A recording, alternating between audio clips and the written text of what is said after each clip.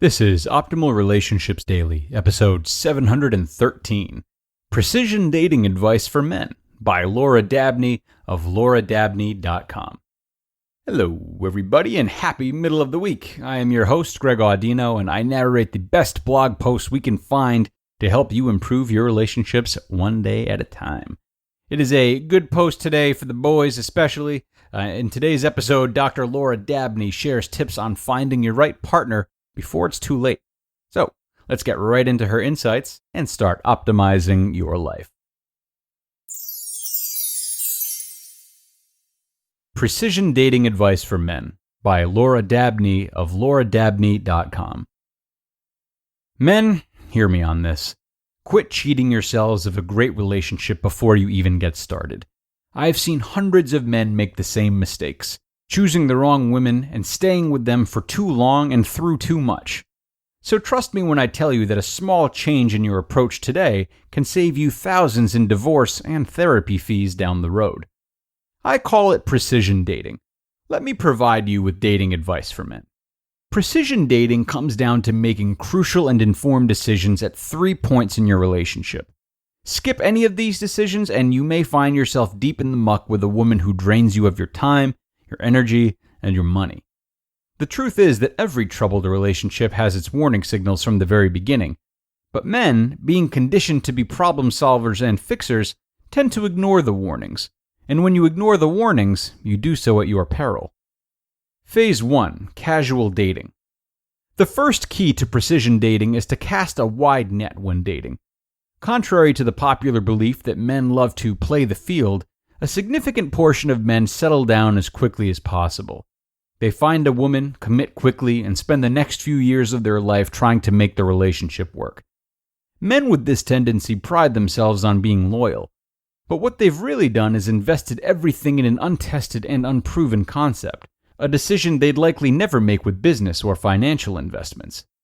Instead, think of dating like shopping for a new car. Not only do you have to like the way it looks, but you have to trust its reliability. You wouldn't ignore the rattle under the hood during a test drive. It has to fit your needs. You wouldn't rely on a sports car for weekend ski trips. And it has to fit you, both physically and emotionally. Tall men don't buy Ford Fiestas, and successful salesmen with large territories don't buy gas-guzzling Hummers, no matter how much they like the other features.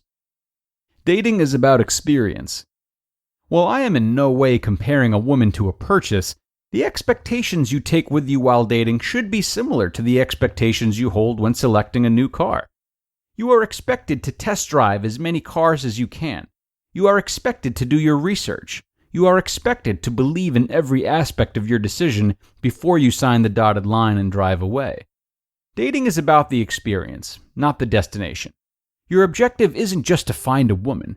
It's to find a woman who meets your needs, who matches your goals, and builds your confidence. Finding her may require you to try new things and immerse yourself in new situations, but the result will be worth the effort. Phase 2. Committing. Your second and equally crucial decision comes at the point at which you're considering commitment. This is the point at which your critical judgment, your ability to make wise decisions based on the information available to you, will be tested, and for good reason. The men I work with often feel harangued for not being able to commit. The trouble as I see it, however, is not that they can't commit, it's that they're committing to the wrong women. They're ignoring their critical judgment. Let's go back to our analogy of car shopping. Say you looked for months to find just the right car. You love everything about it and it seems to have everything you want. Plus, it just makes you feel great when you're in it. This car is incredible. Just one problem.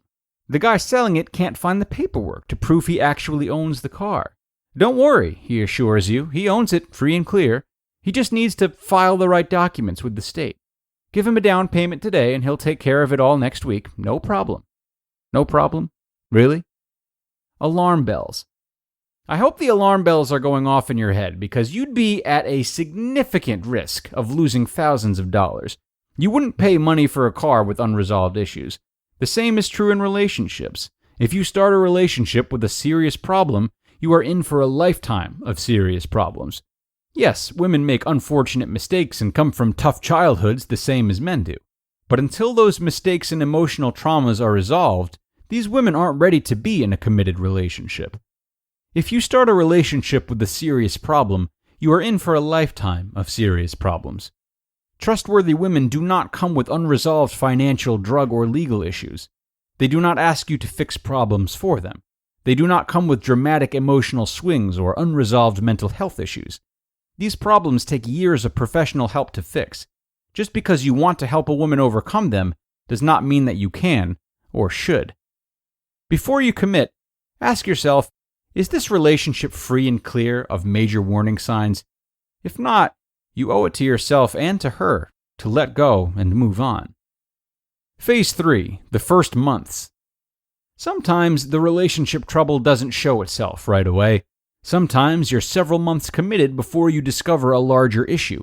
Substance abuse, a lack of empathy, an unwillingness to share the give and take of daily life. That's okay. The early stages of a relationship provide you an excellent opportunity to pivot. If you get into the third month, or any month, and discover a serious issue, leave the relationship. Don't wait it out, expecting the issue to resolve itself. Don't try to fix it, and don't blame yourself. Exercise your right to pivot, and do it quickly. Dating is not a contractual commitment. Some men feel too guilty to leave at this point. They think they owe it to the woman, to the relationship, to themselves to stick it out and see it through. But let me remind you, dating is not a contractual commitment, and you don't owe anyone the burden of this difficult problem. It was not yours to begin with, and it is not yours to resolve now. In fact, men who stay often become enablers to the issue, or they stick it out hoping to help her change, and the relationship becomes more parent-child than man-woman. Sometimes they try to exit the romance, but stay friends, hoping to help her see through. The truth, though, is that none of these examples represent intimacy. They're toxic, and they aren't doing anyone any good. As sad as it may be, you must act to protect yourself and her from further harm, and go. Precision dating is about helping you move only the right relationships from casual to intimate. It requires you to trust your critical judgment, and it may require some difficult yet crucial decisions. But in the end, you will establish a foundation for trustworthy and worthwhile relationships that last. You just listened to the post titled Precision Dating Advice for Men by Laura Dabney of lauradabney.com. And a big thanks to Dr. Dabney for sharing those great dating advice tips for men. I feel heard. I feel revived. I especially like what she said about not going into relationships with unresolved issues. Because the way I see it, many men have issues they don't even know about. In terms of relationships, one of the biggest ones is that we men tend to have very few outlets for emotional expression. We're often discouraged from displaying our true feelings, unlike women are. Women often have plenty of friends and family that welcome this kind of expression, and rightfully so. It's very healthy.